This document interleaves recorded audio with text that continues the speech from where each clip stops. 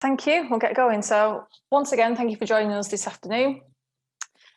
We've got on the call with us this afternoon, if everyone just wants to say hi, hello in the team, we've got Hannah. Give us a wave and say hello. Hi, everyone. Liz. Hello. And Nicola. Hi, everyone. Eloise will be joining us shortly. We're delivering to you as a team this afternoon.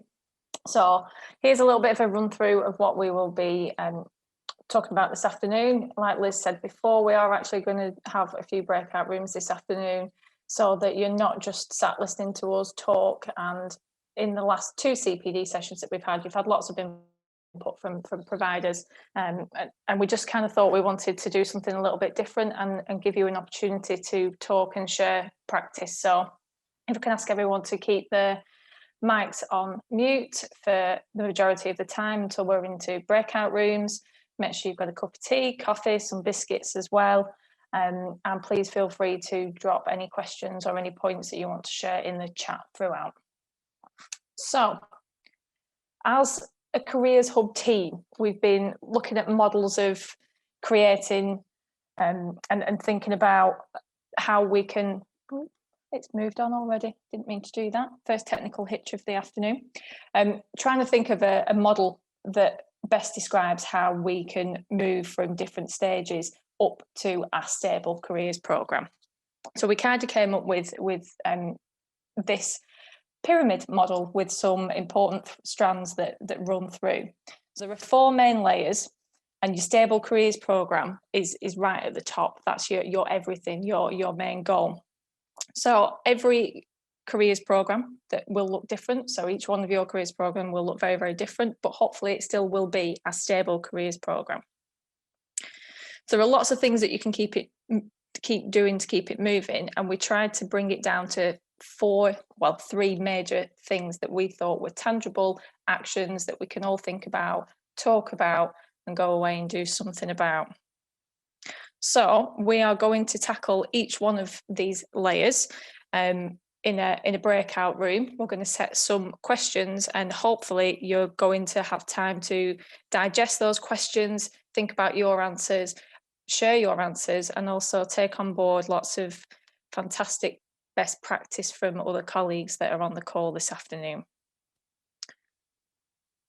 So we've got to put the top in gold, your stable careers programme. That's the pinnacle, that's where we all want to be. But each one of the layers underneath is what takes us up there. So within your stable careers programme, you have got strategic objectives, and they link directly to the careers work that you are delivering within school. If you've got those strategic objectives, you've also got a whole school approach to careers. And below that, you've got everything else that you do on the day-to-day with employers that are coming in and bringing you offers, and with providers and all the activities that you do. So you could be at any one of those levels, and you could be doing something to move up, but also you will be doing things that run down the pyramid in terms of reviewing and evaluating what you are doing. One of the main threads that runs through this entire process is developing and maintaining employer and provider relationships, which is an important strand that Eloise is going to talk to us about this afternoon. So our first point is, what are the strategic objectives for your careers programme? So we're going to head into a breakout room in a moment. So just want you to think about, what are your strategic objectives within school, your school improvement plan, your college improvement plan? What are those objectives? What are you trying to achieve as a whole school? And how can we use careers to leverage that? So what we'd like you to think about is, what influences your strategic objectives? And what would you tell your enterprise coordinator, your enterprise advisor, governor, or Ofsted inspector? So we just want you to talk about it, make a bit of a mental list. That should be everybody now, Lisa. Brill, thank you. Welcome back from your breakout rooms, everyone. I hope you've had some interesting conversations, and actually probably one of the first opportunities in one of these CPD sessions to actually have those conversations with your colleagues from across the county. So just going to run through a couple of things that we hope came up in your breakout rooms. In fact, we're pretty sure that they will have done. She says if a slide will move along. So in terms of your strategic objectives for your careers programme, why is the question that we posed to you. So hopefully the context of your school and college came up, the student profile, looking at your disadvantaged students, SEND, and all the other priority groups that you look at. The geography, your school's recent history in terms of new staff, whether you've become an academy, a new curriculum. School or college priorities, which link to your improvement or your development plan. That was a big one that comes up in conversations with my area. Careers leaders who have got SLT advantage, and whatever your influence, level of influence in school that you're asking and sharing. The school's ethos and values. The aspiration versus the reality from your labour market information. And the big point, which I really hope did come through, was the intent, implementation and impact. So Ofsted is a scary word, but it's all about planning and how we share our intent, implementation and impact. Has anybody got anything else they want to add into the chat that perhaps came up in their breakout rooms, or if any of our, if any of the other enterprise coordinators want to just add anything in there that I might have missed from that?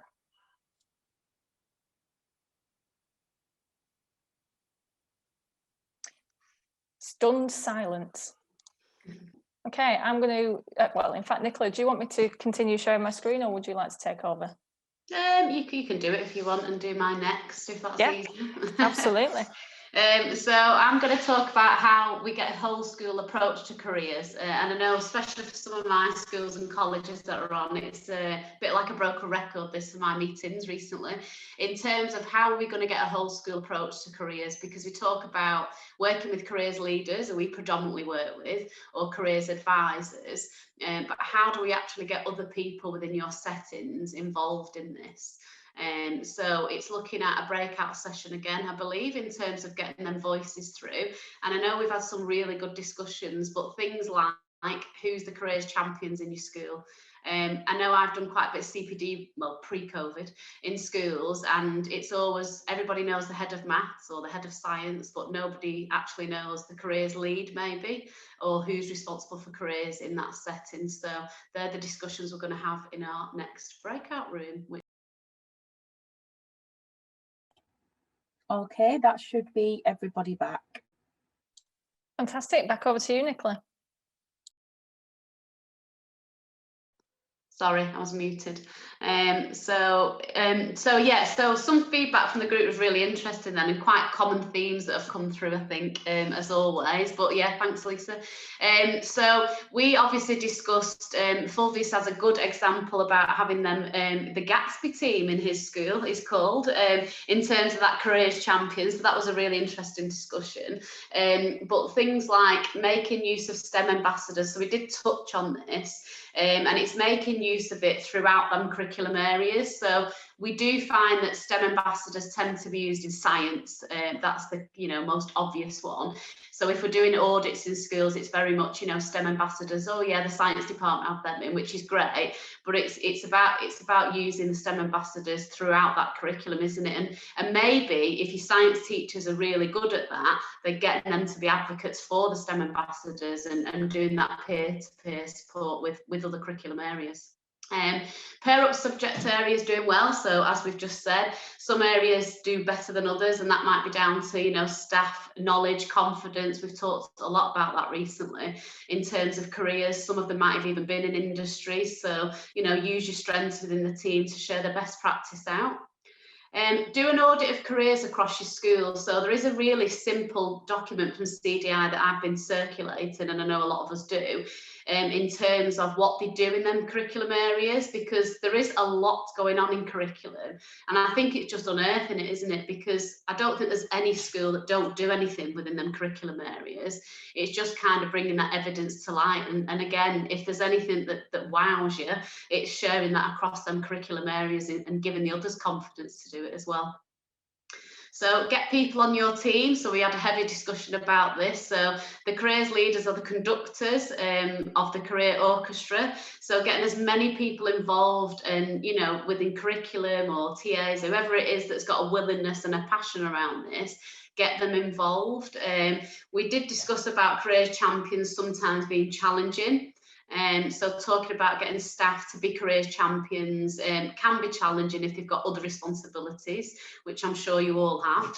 But getting them on board really does support your agenda, and you know, one person can't do the whole careers provision. It needs to be this whole school approach to support you, you know, as careers leaders.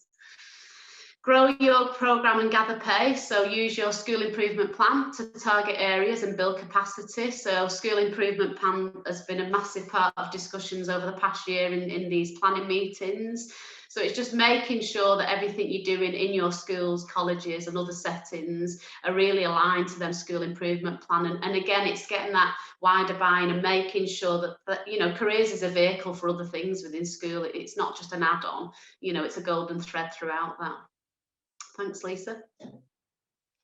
So getting the most out of your employer offers and activities. So we've had many discussions in all of these CPDs, and it can be really overwhelming, the offers that are out there, which is a good position to be in because we are swamped with provision, which is fantastic, but it can be kind of overwhelming about what you're going to do with the employers. You know, it's not about reinventing the wheel here, it's just about looking at, again, what your priorities are and aligning them to them. So it's just getting the most out of them employers and squeezing every last bit out of them to support you with your careers programme. So Lisa, we're going to go into breakout room.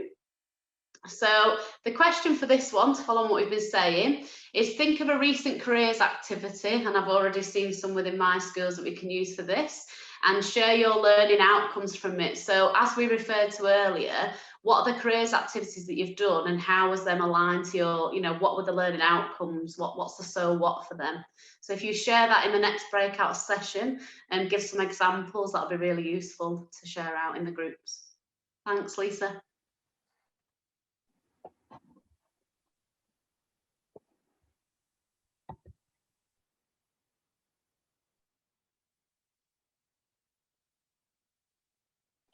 I'll give the other group a little bit longer to come back. 30 seconds again, I think. Mm-hmm.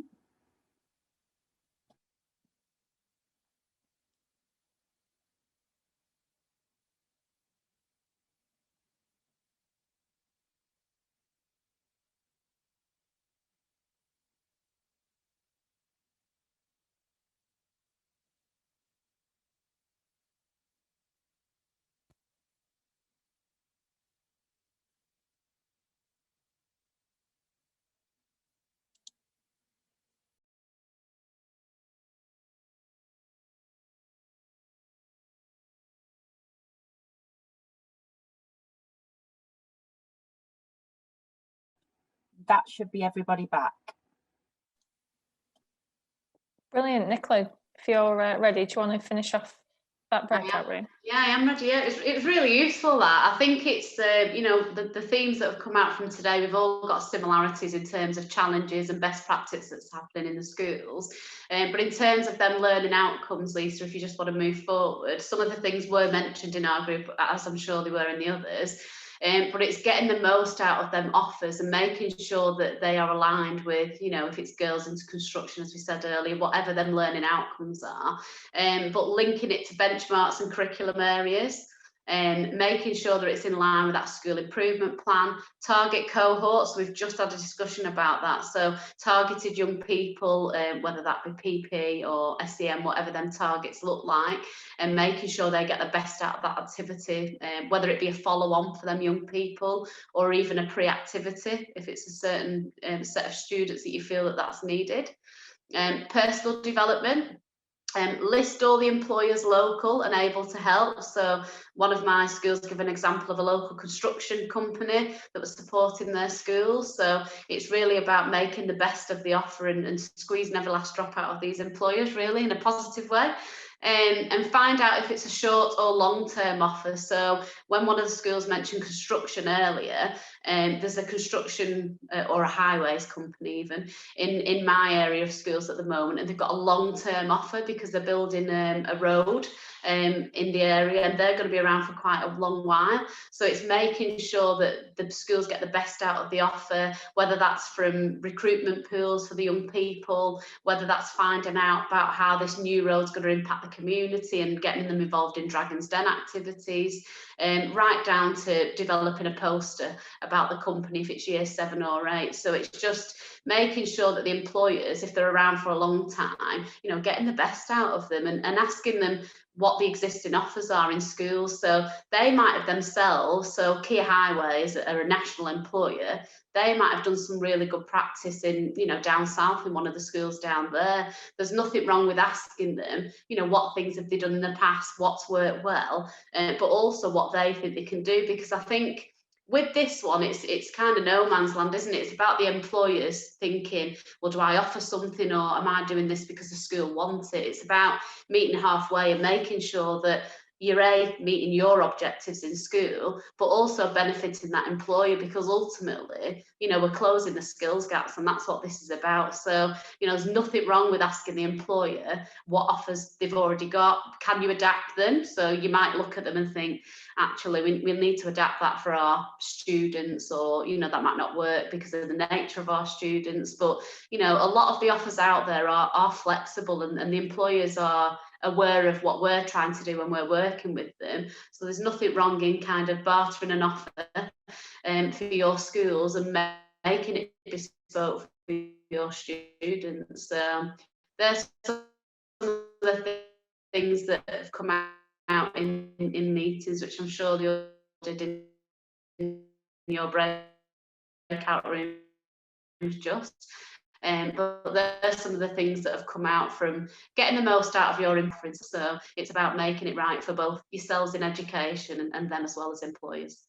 And that's it from Thanks, me. Nicola. And that's the perfect segue over to Eloise, who's going to talk about those relationships with employers now. Perfect. Yeah, thanks, Lisa.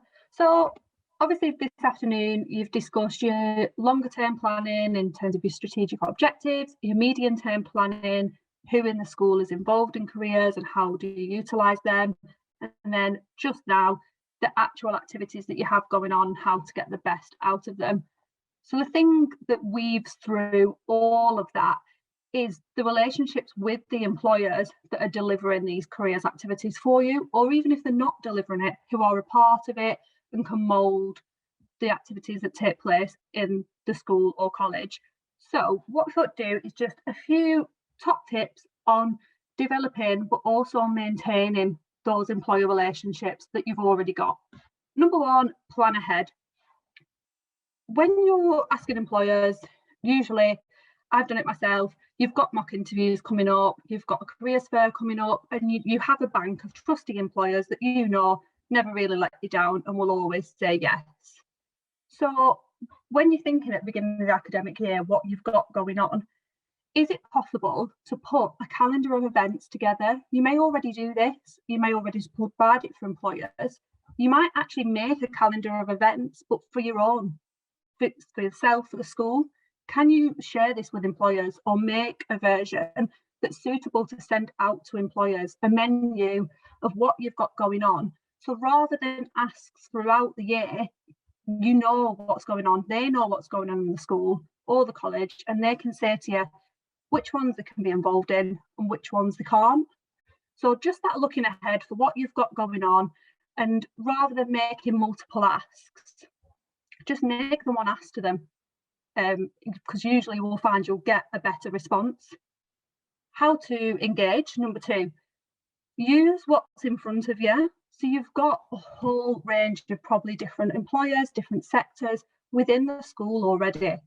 It might be family members, friends, governors, partners of staff, parents, relatives. The students have a whole range of networks. You have parent governors on the governing board, your alumni network, and then one example that I did see from a school outside of the area, they were using the supply chains. So some schools are bigger than others. Colleges definitely can do this. Who's in your IT department, your catering department, your estates, your maintenance? What contacts do they have Do they work for external companies? Can their companies come and give you a talk? I know in a lot of colleges and potentially some schools, the catering staff are a whole different company to the school completely. Can you use them as an employer? And then the most obvious one, your enterprise advisors and their network. So you've got your plan, you've got who you've got to engage. And then the third one is about utilising the time with the employers. Their time, a lot of cases, is just as precious as ours and yours. And, you know, they're really short of time as well. So when you've got them in front of you, whether it's on the phone, in person, on Teams, really think about what you want to get out of them, what you want to ask them, and what you want to come out of that room, phone call, having achieved. And then again, when you're approaching employers, it's thinking about which individual do you want to target in that business.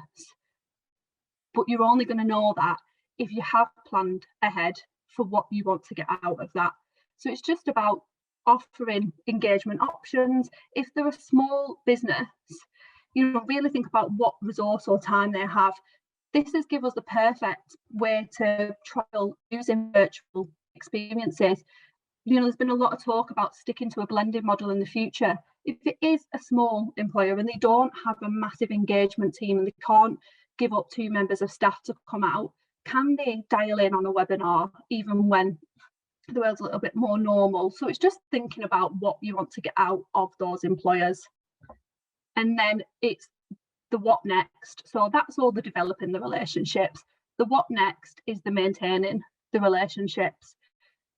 How are you going to, in a really easy way for yourselves, keep in contact with those employers and keep them in the loop with what is going on in the school and future things and activities that they want to be involved in? So keeping a database is the most obvious one. It doesn't matter how you do this. You can use Compass Plus, you can use an Excel spreadsheet, you can use what your own internal systems that you have. But one of the biggest learning curves I've had personally from employer engagement and maintaining relationships is really establishing who is going to take ownership over that database. And it's not that they keep all the employers to themselves and they're the only ones that contact them, but it's just to stop those multiple asks. It all goes back to the plan ahead. Who, you know, do you have a tab on there that whenever someone contacts that employer, they just write in the name, the date, who they contacted and why. So it's just about keeping that communication clear, but also keeping it going. If you have school events, when you can have school events that are going on and you have employers that were really keen to engage, can you invite them to awards evenings? Can they be involved in those sorts of events in the schools? Can you have a mailing list? It could be as simple as a happy Christmas email and then an end of year email. But, you know, having that database that makes it really quick, simple wins to keep in contact. And then 5 goes back to everything, Nicola, that you've just been talking about, is making the most of the activity. This is about maintaining the relationships again. You want them to want to engage again. You want them to want to be involved in activities you've got going on in the future. So all this is probably pretty obvious to you, but the briefing of the employers, you know, these business leaders, a lot of them don't come from education. It's unlikely they've had experience in education. So prepare them. If they're going to be doing something on Teams and all the students are going to have the cameras off, let them know beforehand. They are going to have the cameras off, but I will facilitate discussion through the chat and just be honest so that they can make the most out of it and you can make the most out of it. Next, Lisa. So I'm not going to talk through this too much. There is a link at the bottom that I think just cut off, but we will send it out to you in the follow-up to a TED Talk by Simon Sinek about how great leaders inspire action. So the main point I want to get across here is that when you're asking your employers to take part in mock interviews, take part in a careers fair, naturally, and I used to do it myself when I used to ask employers to take part in careers activities, you email them telling them what you want to do and how you want to do it, and then just ask them, are you happy to be involved? So the what is, we're doing mock interviews, how we're doing it, you give them a breakdown of how it's going to work, how many they're going to do, are you happy to be involved? But what this TED Talk talks about And the best way to get action and get people to actually buy in to what you're saying and what you want to do is start with why. And it all goes back to the first section Lisa was talking about with the strategic plan. Why are you actually doing this? Are you inviting a construction company in who has a female senior manager because you don't have many girls in your school that go into that sector? It might be something more simple than that. It might be just more broad. You know, your students don't get opportunities to speak to employers at home, those sorts of things, but just really think about why. And I think starting at that point when you're asking will get a lot more buy-in from the employers, because what they're getting out of it is the why. What they take away from it is the impact that it has on your students and on you as a school. So yeah, that's next. I think that is all from me, Lisa. I think it is, and I was just trying to talk while I was still muted then, so I'll try again. Thanks, Eloise. So hopefully you've all had some really interesting conversations this afternoon and been able to think more broadly about what's going on and share some best practice with other people on the call. And to finish off, we just want to sort of tie it together, and I can't take credit for this diagram, but I want to tie it together with an example from Up Holland. So we do have permission to share this from the careers leader Up Holland. But what we've done is some colour matching based on the pyramid model that you saw at the beginning of the session. So you'll notice the colours build up on top of this. So this is Up Holland's careers roadmap. This is their journey. These are all the things that happen throughout from year 7 right up to year 11. And I know it is really, really small. The idea isn't that you can't read all of this, but you'll see in the next couple of slides how it builds up. So the first layer is the silver layer that we started with, which is your strategic elements of your careers plan. Next, you've got the orange, which was the whole school approach with all the key people, your careers champions, STEM ambassadors, everybody else that you've got involved for that holistic approach to careers within schools. Next up, you've got green, and it does get busier. These are all the broader activities from your employers and providers using the thread that Eloise has just spoken about with maintaining and developing those employee relationships. And then lastly, we top it all with the benchmarks. And as you can see, it just fills and fills and fills. And this is everything that we've discussed, or you've discussed, should I say. I can't take any credit for it this afternoon. So you can see, I'll just go back to that one. All the different elements of that simple pyramid, that simple model that we talked about, those 4 layers of what's going on equate to this. And this is your rich, stable careers program that caters for the needs of all of your students, but also your school priorities, your college development plan, and where you sit in your local community. So thank you for sitting through numerous breakout rooms this afternoon. Hopefully it's motivated you to talk a little bit more and share a little bit more, and we didn't want you to just sit and you know, take on board information from providers or anything like that this afternoon. If anyone is interested in these roadmaps, they are available on the Careers and Enterprise Company resource directory. So there is one for every different type of institution, and you can add on your own label and design it however you want. We will share that link within the meeting notes that are going up on the Lancashire Careers Hub website, hopefully by next week, but I'm not going to set a target because it's not me that does it. And the last thing from us this afternoon, if anyone would like to unmute and just let us know one thing you're going to take away and implement from today, please feel free to drop it in the chat, or, you know, we do welcome you to unmute and talk.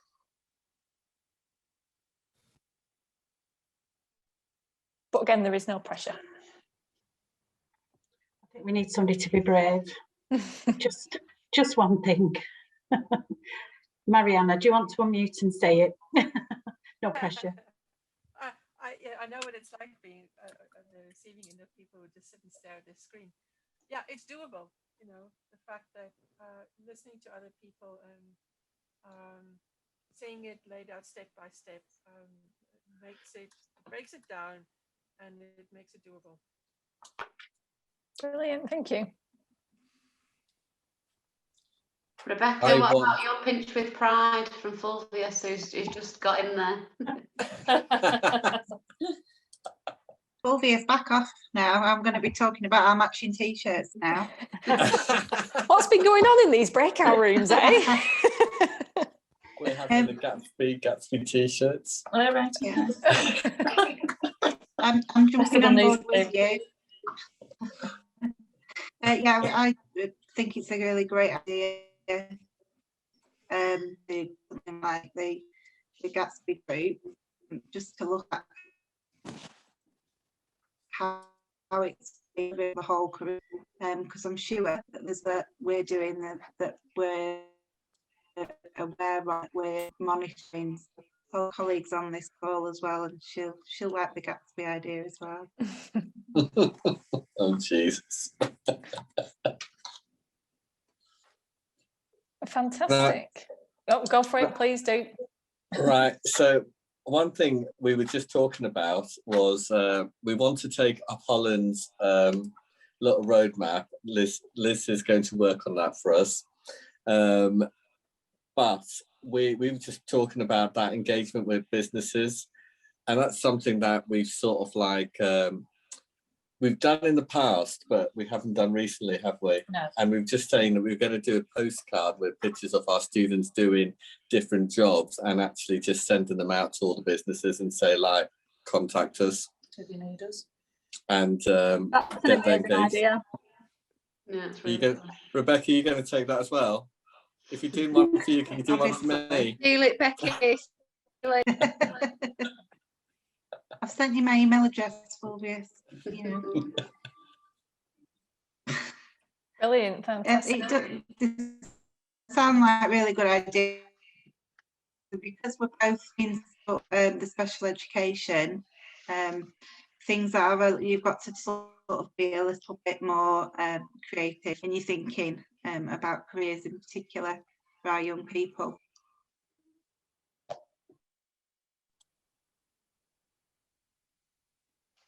Brilliant. Well, I don't know if anything's gone in the chat because I can't see, but thank you if you have shared, and thank you for taking part this afternoon.